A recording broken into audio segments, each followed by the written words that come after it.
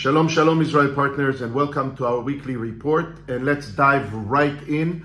We are in Israel. We are struggling right now in multiple fronts. Not only the political front within Israel, where there are so many protesters that don't want the current government to continue.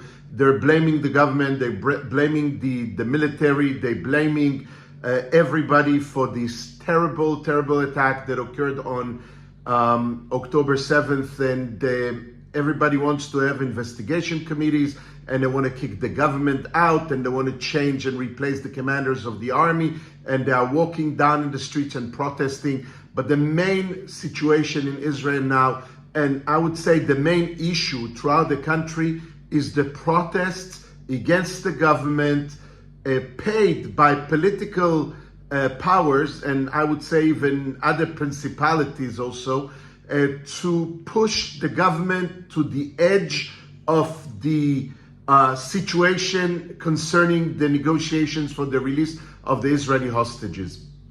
We have to remember that Israel never been in a situation like this, where literally hundreds of Israeli citizens, civilians, soldiers, women, children, elders, babies were captured in the hands of the most fierce enemies of Israel, the Hamas.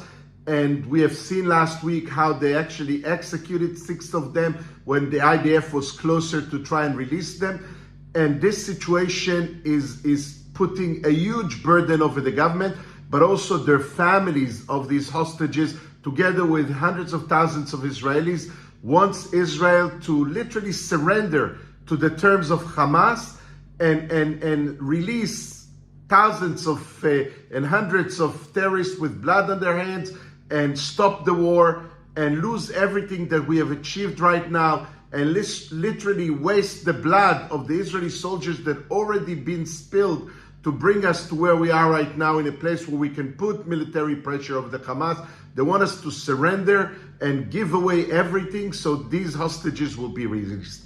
But the situation is that you're negotiating with the devil, and they don't really want to release them. That's why they always change their minds, and that's why the Israeli government is putting all kinds of different terms to these negotiations. That the fact is that the enemy is not agreeing because their hearts is not clean. And then we are in a situation right now that even the head of the CIA, Barnes, who has so much to do besides being involved with the situation between Israel and Hamas, this little tiny terror organization, although they caused us a huge damage. He has the whole world on his plate, as you can say, but he's focusing on that, on these negotiations, going back and forth from the US to Qatar, from the US to Egypt, just to come over to this area and put more and more pressure over Israel. It makes you ask yourself, why is that?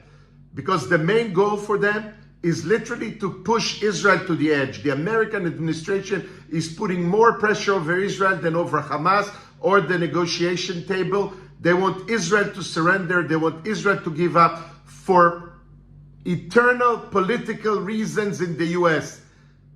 The poor legacy of Joe Biden.